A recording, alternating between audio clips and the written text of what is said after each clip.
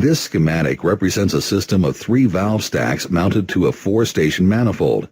The alternating dot and dash lines are enclosure lines. Each component outlined by an enclosure line represents a module with its internal passages. A blanking plate is used to block the ports of the unused station. There are 4 flow paths through each valve stack.